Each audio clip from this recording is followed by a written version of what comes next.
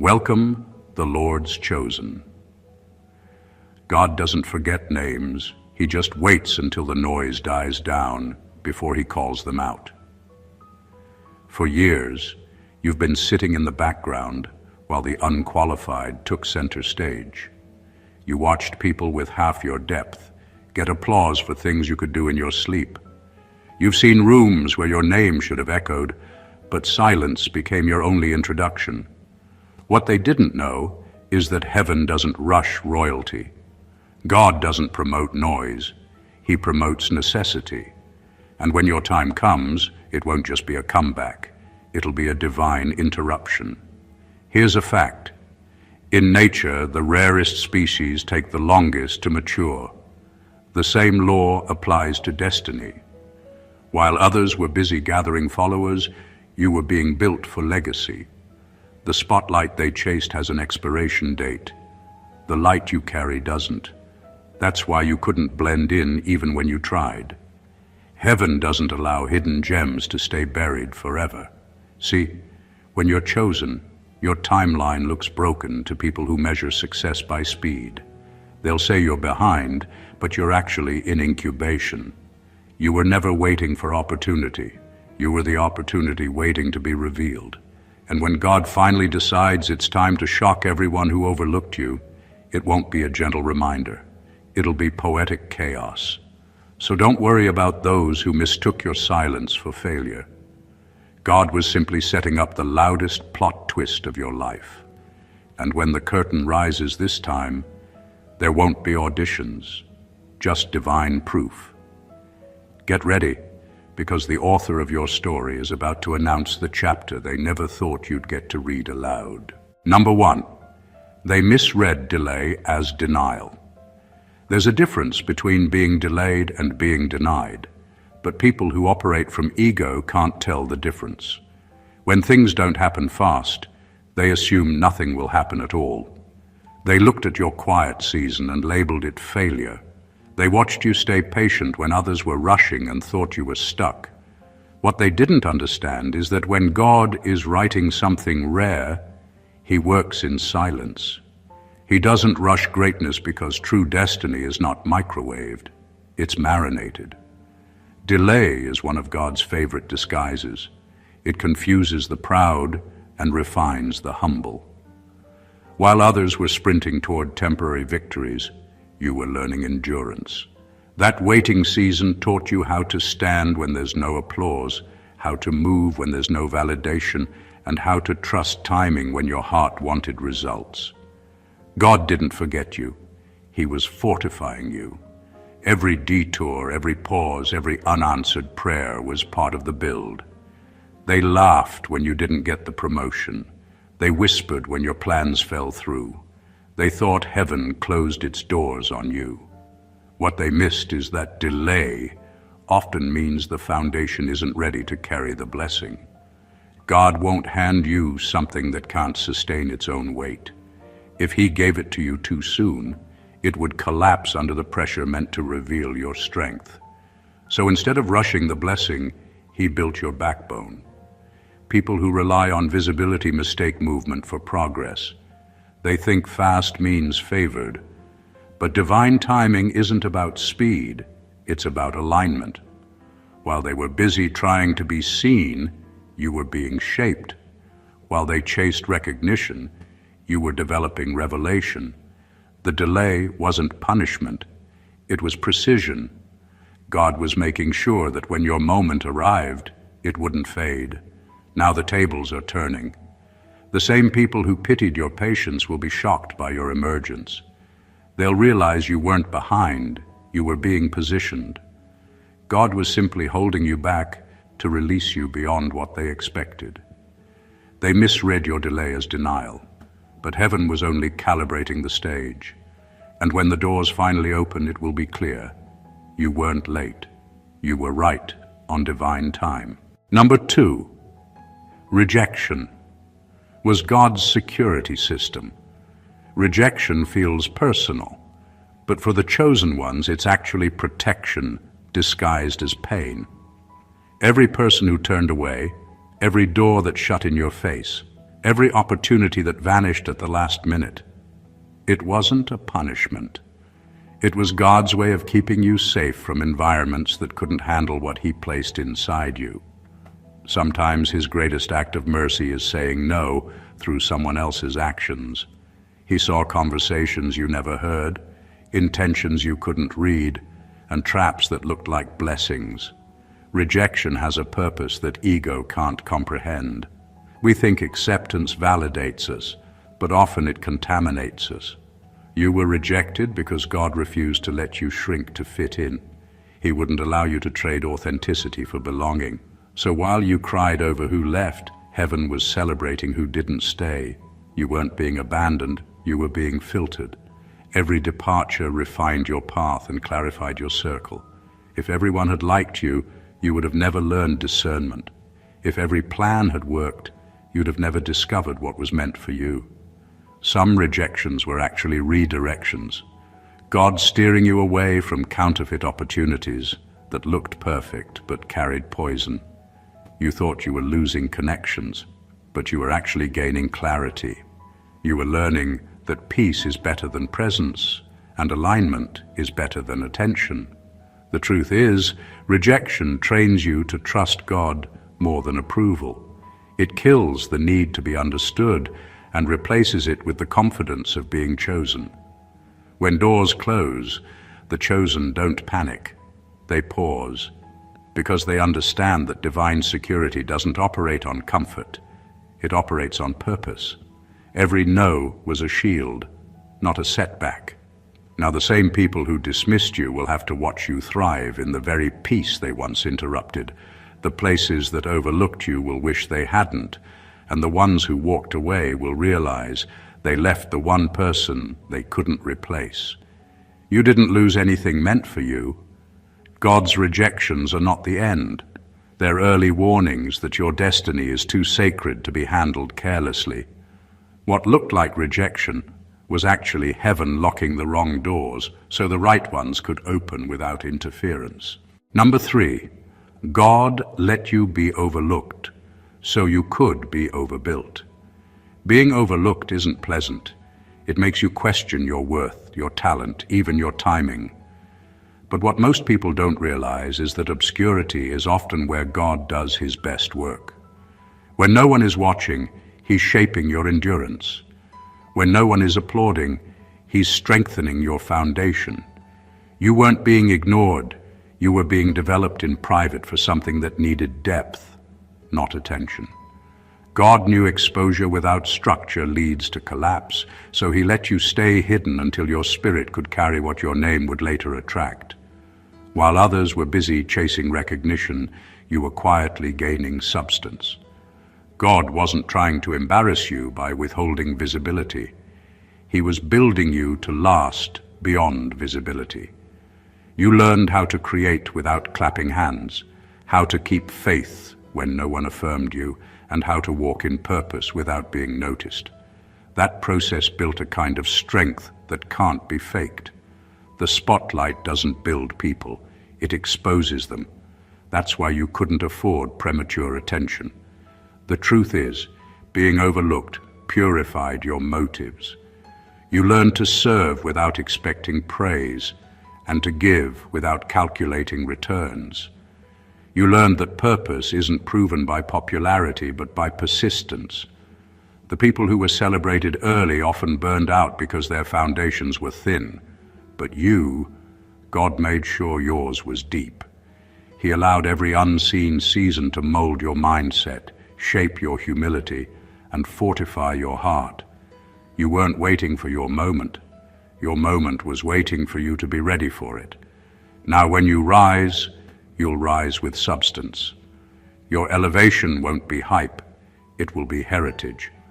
The same people who bypassed you will later wonder how you built something so stable while they were busy being seen. That's the beauty of divine delay. It gives you time to become. Every overlooked season was an investment. Every unnoticed effort was spiritual construction.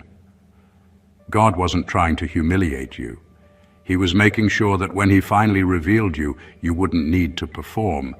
You would simply be prepared. So yes, they overlooked you, but that was the point. God was never trying to make you visible. He was trying to make you unshakable. And now that the building is complete, exposure is just confirmation. Number 4, they praised the visible. God invested in the invisible. The world is easily impressed by what it can see.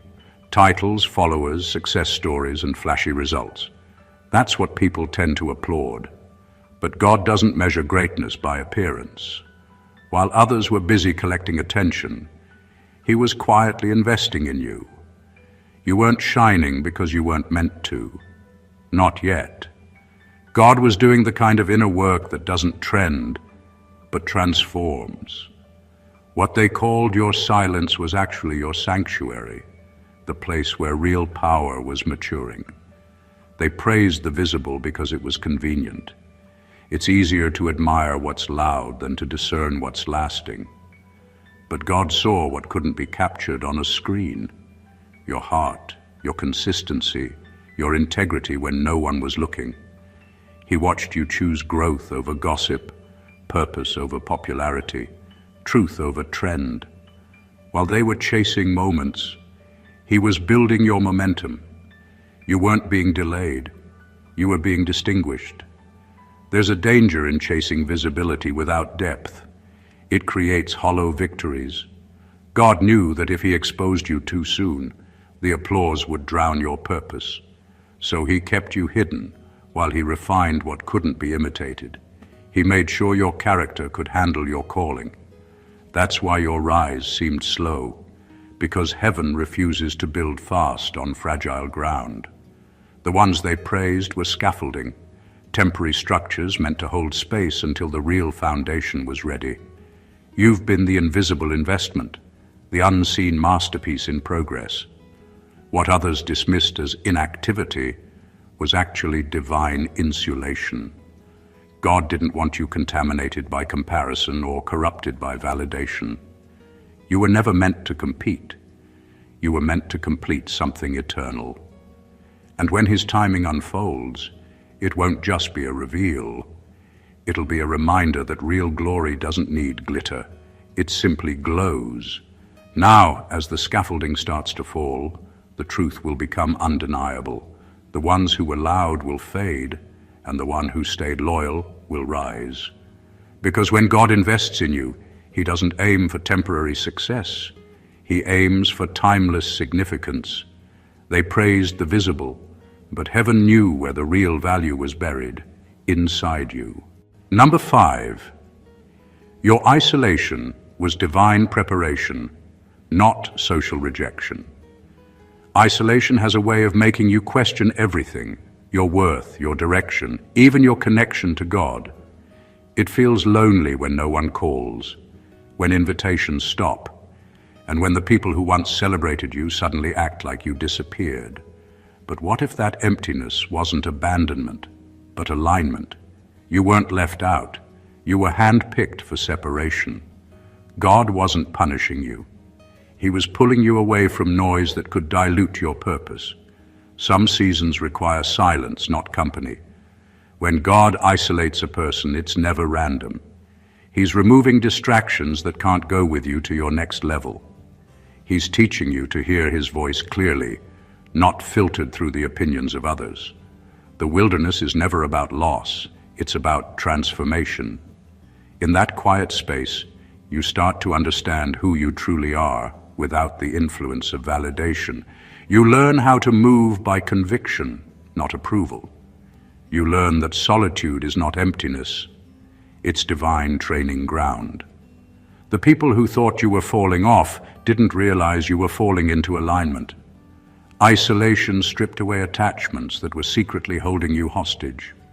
It broke your addiction to being needed and replaced it with the power of being whole. You stopped chasing acceptance because you discovered peace in authenticity. God had to cut certain ties so you could connect to something higher. It's not that you outgrew people, your purpose outgrew the environment that once sustained you. In isolation, chosen ones are rebuilt from the inside out. You stop performing and start becoming. You learn that destiny doesn't need an audience, it just needs obedience. The wilderness isn't meant to weaken you. It's designed to rewire you for dimensions that crowds can't comprehend. God wasn't trying to hide you from people. He was hiding you for purpose. Now when you re-emerge, you'll carry a different presence. The same ones who thought you vanished will see that you were in training, not in trouble. You weren't being rejected. You were being refined. Isolation didn't break you. It built you into something sacred. Because before God reveals a chosen one to the world, He first teaches them how to survive without it. Number 6, God allowed their doubt. So His proof could be undeniable. People's disbelief wasn't a mistake, and it was strategy. God allowed certain people to doubt you, dismiss you, and even mock your dreams because their disbelief would one day become the backdrop for undeniable proof. If everyone had supported you early, your rise would have been credited to luck or human favor. But because no one believed, when God lifts you, no one can deny it was Him. Their doubt is the contrast that makes the miracle undeniable. Every time someone underestimated you, heaven was taking notes. Every word of doubt became a receipt for God to cash in at the right moment. He let them talk because He needed witnesses, not for your failure, but for your fulfillment. It's one thing to succeed when everyone expected it. It's another to rise when no one saw it coming. That's what makes the story powerful. God doesn't do subtle when He's proving a point. He does it in a way that leaves even your critics speechless. Their disbelief forced you to depend on faith instead of validation. You learned to move in silence, to build without applause, and to trust promises that made no sense on paper. Every closed door, every rolled eye, every whispered, "They'll never make it," became fuel for your preparation. God used their doubt to deepen your conviction. You stopped needing people to agree with you because you realized purpose doesn't require permission. And now, when your moment arrives, there will be no debate about how you got there. It won't be explained by connections or convenience. It'll be the kind of breakthrough that silences every skeptic in the room. The same mouths that said you wouldn't make it will be forced to acknowledge what they once denied. That's the beauty of divine irony. God doesn't just vindicate you. He educates your doubters through your victory. So don't be angry that they didn't believe in you. Their disbelief gave God space to show off His precision. You were never meant to convince them. You were meant to surpass them in silence. Because when God moves, He doesn't just prove you right. He makes the truth so loud that even the doubters start quoting your testimony. Number 7, you were hidden because you carry what can't be copied. There's a reason your path looked delayed, quiet, and different. God hid you because what He placed inside you isn't meant to blend in. It's meant to stand alone. When something is truly original, heaven protects it from exposure until imitation has exhausted itself. That's why your journey seemed slow and why others seemed to rise faster. You weren't being left behind. You were being preserved. God was making sure that when He revealed you, no one could claim you were inspired by them. The truth is, trends die fast, but authenticity ages well. While everyone was busy copying what looked successful, you were developing what would last. God doesn't release originality during seasons of imitation. He waits until sameness becomes boring. You were never supposed to fit into the mold. You were meant to break it. That's why nothing conventional ever worked for you. Every time you tried to follow the crowd, it backfired. Because your gift wasn't designed for duplication, it was designed for disruption. Being hidden felt unfair, but it was divine protection. If God had revealed you too soon, your uniqueness would have been misunderstood, or worse, stolen. He needed to keep you out of sight while He refined your voice, your vision, and your value. He let you be unseen so that when your time came, you wouldn't sound like anyone else, move like anyone else, or depend on anyone else to validate what He built in you. You weren't waiting for the world to notice you. Heaven was waiting for imitation to fade so authenticity could shine again. Now the world is starving for something real, and that's when God starts unveiling his hidden ones. The same people who overlooked you will be drawn to the very difference they once ignored. You didn't miss your moment. Your moment was being timed for maximum impact. God hid you not to punish you, but to protect your originality from premature exposure. You were concealed because what you carry can't be copied, replaced, or replicated. It's divine design. And when God finally releases you, the world will know the difference between talent and anointing. Number 8. They overlooked you because you didn't need validation to function. Some people can't understand quiet confidence. They think if you're not constantly announcing your moves or chasing recognition, you must not be doing anything significant. But chosen ones are wired differently. You were designed to move by assignment, not by attention. You don't need to be seen to be effective, and that makes people uneasy. The world is addicted to visibility, but heaven values obedience. That's why they couldn't recognize your worth. You don't operate by their currency. You were never meant to beg for validation. You've always known deep down that approval is fragile and applause fades. That's why you learned to work in silence while others were performing for cameras and crowds. You're not built for performance. You're built for purpose. God shaped you to be consistent when no one is watching, to keep building when no one claps, to keep speaking truth when no one agrees. Your strength isn't in being seen. It's in staying faithful. Their overlooking you was never rejection. It was revelation. It revealed who you were and what you didn't need. Validation is oxygen to the insecure, but you learned how to breathe purpose. You became comfortable standing alone because you knew obedience was louder than attention. The spotlight they crave would have blinded you. God knew if he let you be celebrated too soon, the noise might distract you from the throne he was preparing you for. So he trained you in silence, where only discipline could see you. Your ability to function without validation is what makes you unstoppable. You don't collapse when ignored. You don't shrink when unseen. You've mastered the art of consistency without confirmation. That's rare, and that's why you were overlooked. Not because you lacked value, but because your value wasn't for sale.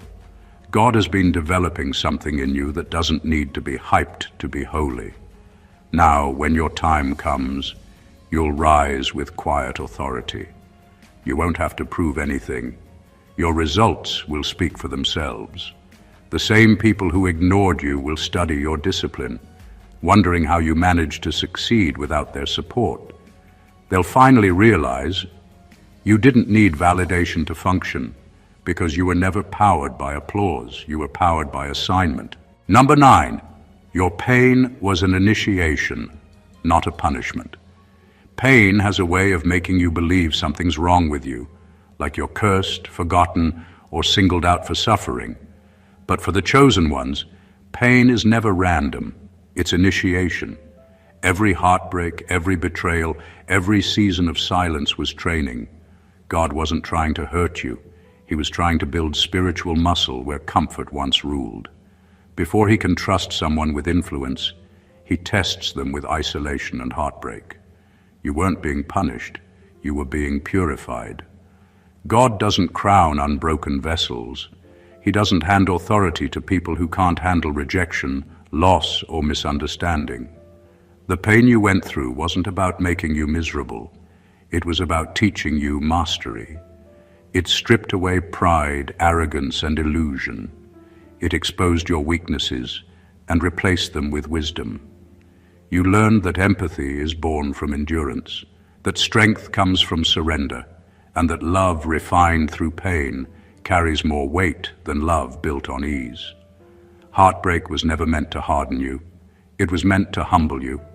Betrayal wasn't there to make you bitter. It was there to make you better. Every wound you endured became an entry point for divine wisdom. You learned to discern motives, read energy, and move with purpose instead of impulse. The silence you endured trained you to hear God's voice above the noise of people's opinions. That kind of growth can't come from comfort. It can only come from breaking. The chosen ones are often misunderstood because their process looks cruel. People think you're losing, but you're really being refined. God allows pain to burn away what can't go with you into destiny. You can't reign if you still crave revenge. You can't lead if you still need validation. Pain removed the excess. It took away everything fake and left you with truth, raw, solid, and unshakable. So no, your pain wasn't punishment. It was a private ceremony, heaven's way of preparing you for weight others couldn't carry. You were initiated into strength through suffering, into clarity through confusion, into peace through pressure. The pain was necessary, not because you deserved it, but because your purpose demanded it. God wasn't breaking you down, He was breaking you open. Number 10, God let them mock you, so the stage could be public. Mockery hurts in a way that's hard to explain. It's not just that people doubted you, it's that they laughed while you were still fighting to believe in yourself. They joked about your dreams, called your faith delusion, and treated your effort like comedy. You stayed silent, not because you were weak, but because you knew arguing with the blind doesn't make them see. What you didn't know at the time was that God was allowing every smirk, every whisper, and every insult to gather an audience, the very audience that would one day witness your vindication. When God plans a revelation, He often starts it with humiliation. The mockery becomes the setup for the reversal. Private suffering always has public purpose. He doesn't waste your tears. He schedules their return as proof. While they were laughing, heaven was scripting. God knew that the same people who mocked your delay would need to witness your delivery. He let them watch you struggle because He wanted them present when the tables turned. The pain wasn't random, it was strategic. Mockery also exposes hearts. It separates those who only love you in comfort from those who can handle your process. Their laughter revealed their loyalty. God let it happen so you could see who was truly for you. You weren't being humiliated, you were being highlighted. The mockery was heaven's way of marking the crowd that would later have to say, "We were wrong about them." There's a divine irony in how God works. He allows mockery when He plans manifestation. He lets the story unfold publicly so that when He elevates you, there's no confusion about how it happened. It wasn't luck. It wasn't connections. It was grace. And nothing silences mockers faster than undeniable grace. So let them talk. Let them laugh. They don't realize they're rehearsing their future apology. The same mouths that ridiculed you will one day have to retell your testimony. God's not petty, He's poetic. He turns ridicule into revelation, embarrassment into evidence, and your endurance into a display of divine justice. They laughed because they didn't see the stage being built. But when God finally raises the curtain, they'll understand. The mockery was never about shame, it was about setup. Number 11, their favor was seasonal, yours is sovereign. Some people rise fast because they're connected to systems, not purpose. They know the right names, play the right roles, and ride the wave of trends. But the same system that lifts them can also drop them, because man-made favor has an expiration date. It depends on popularity, approval, and access. Once those fade, so does their position. You, on the other hand, were never meant to rely on that kind of favor. God's hand on you is not seasonal, it's sovereign. You don't rise because of systems, you rise because of spirit. That's why you've never fit into their structure. Systems are built on rules, but spirit moves by revelation. You don't climb ladders, you ascend through alignment. What sustains you isn't people's approval, but God's promise. When your favor comes, it won't be borrowed, it'll be authored. That's why nothing they tried to block could actually stop you. You can't cancel what heaven has already commissioned. God's favor doesn't fluctuate with public opinion. It operates on eternal authority. Theirs looks louder now because systems advertise success. But their rise depends on maintenance, constant performing, pleasing, and pretending. Yours will look quieter at first because it's being built on foundation, not exposure. Spirit-built success doesn't need attention. It produces longevity. God would rather develop you slowly in truth than let you peak early in pretense. You were designed for endurance, not applause. When your season shifts, it won't look like an opportunity opening. It'll look like heaven taking over. The systems they trust will start to crumble, but what God placed on you will only grow stronger. That's the difference between man's platform and divine positioning. One can be revoked, the other is irrevocable. So don't envy temporary crowns. Some were appointed by culture. You were anointed by covenant. Their favor is managed, yours is mandated. Theirs needs approval, yours carries authority. When the noise settles, the real ones remain, and that's you. What God has planned for you can't be replicated, replaced, or reduced, because it doesn't come from systems. It comes from spirit. And what comes from spirit cannot collapse. It only continues. Number 12. God concealed you until exposure wouldn't corrupt you. There's a reason you weren't seen when you thought you were ready. It wasn't because you lacked talent, skill, or potential. It was because your heart wasn't fully healed yet. God knew that if He exposed you too soon, the wounds you carried would distort the weight of the blessing. You would have mistaken attention for validation and applause for identity. So He did what a loving father does. He hid you, not to deprive you, but to protect you from a version of success that could have destroyed your spirit. Delay, in your case, was mercy disguised as silence. You didn't know it, but God was performing surgery on your character. He was refining your motives, cleansing your pride, and teaching you how to handle honor without letting it harden your humility. Exposure is a test many fail because they confuse visibility with value. But God wanted you to be the kind of person who could stand in the spotlight without losing your soul. That kind of maturity can't be rushed. While you were asking why doors weren't opening, heaven was making sure your heart could handle what those doors led to. You had to unlearn the hunger for validation, the desire to prove yourself, and the fear of being overlooked. God was waiting for the day you'd be able to rise without revenge, to win without needing to gloat, to be honored without becoming haughty. Only then could He trust you with what's coming. You see, some people's exposure becomes their undoing because they were elevated before they were healed. They become trapped by the image they built instead of the character God intended. But your story will be different. Your silence trained your spirit. Your waiting season built your wisdom. You don't crave platforms anymore. You crave purpose.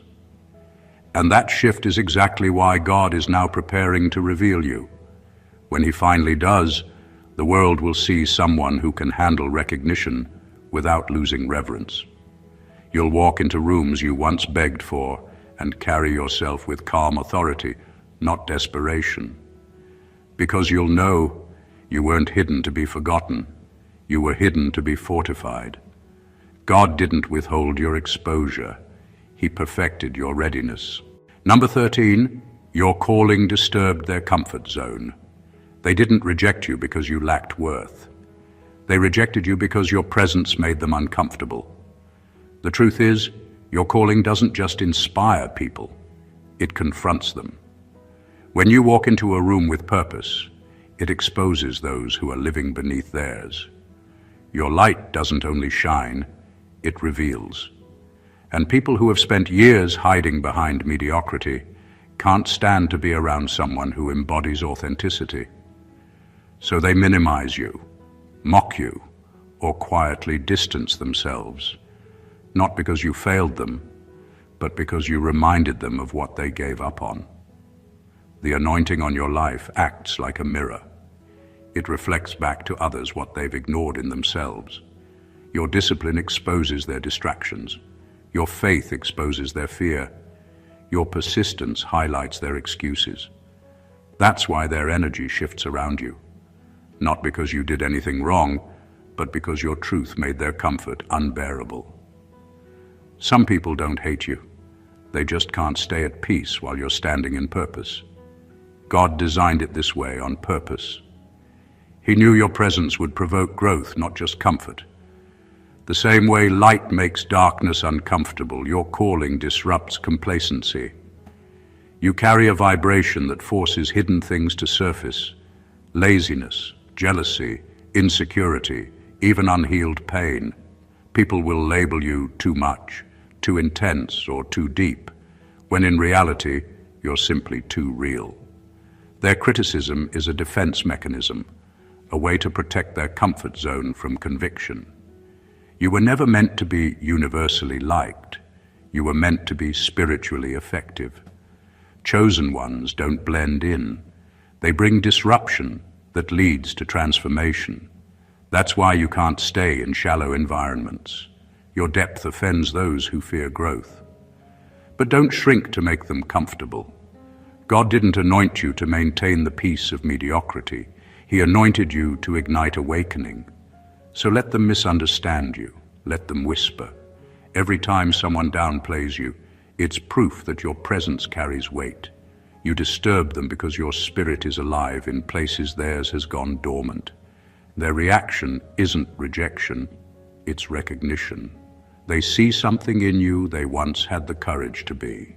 And that's why God will keep setting you apart. Not to punish you, but to preserve what their comfort can't contain. Number 14, the shock will not be your rise.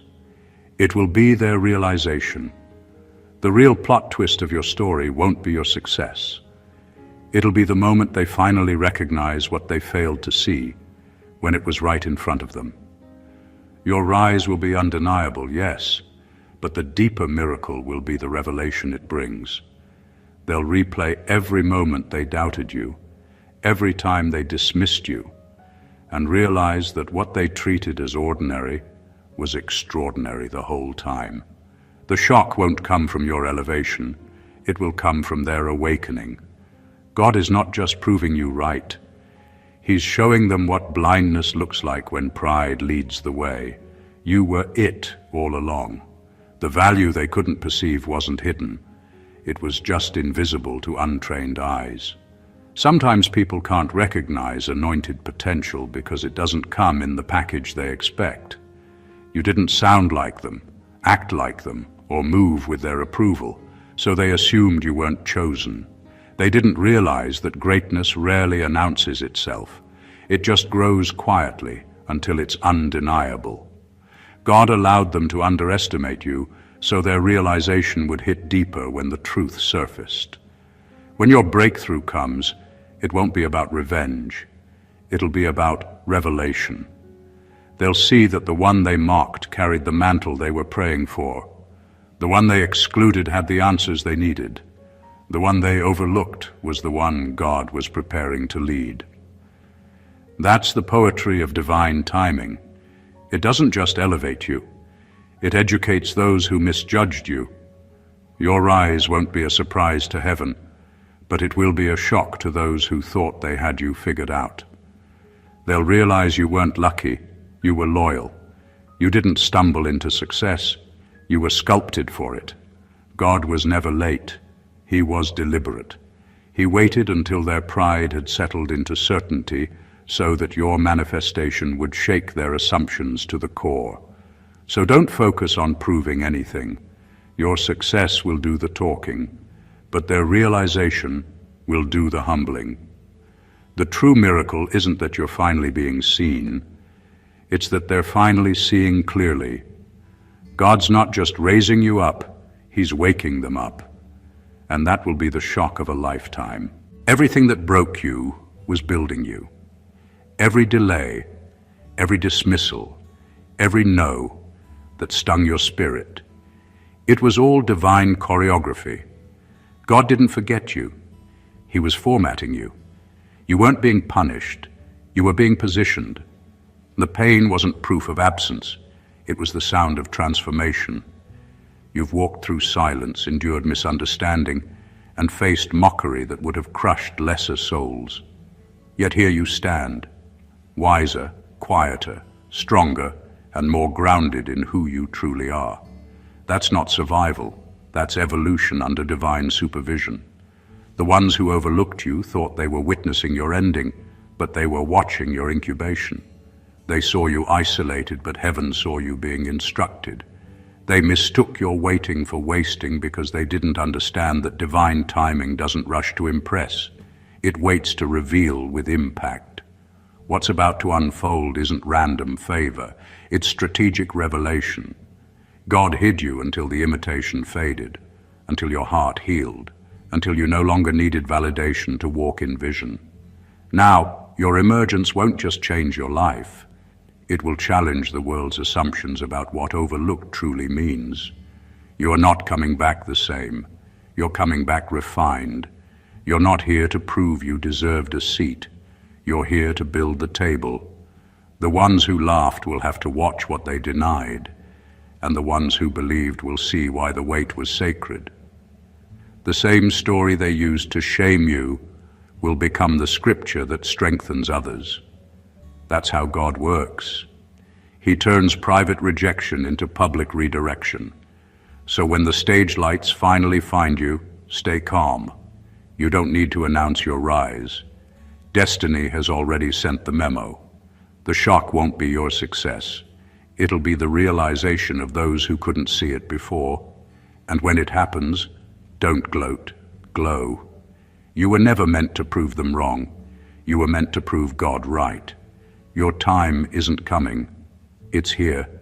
The tables have turned, the veil has lifted, and heaven is about to show why you had to be hidden first. What's next won't just elevate you. It will echo through generations, because when a chosen one rises, everything around them realigns. If this message spoke to your soul, don't just keep it to yourself, share it. Subscribe to the channel, like, and drop a comment below about what part hit you the hardest. Let's grow this community of the awakened together. Your story isn't over. It's unfolding. And trust me, the world is about to watch what God was quietly preparing all along. Stay blessed always.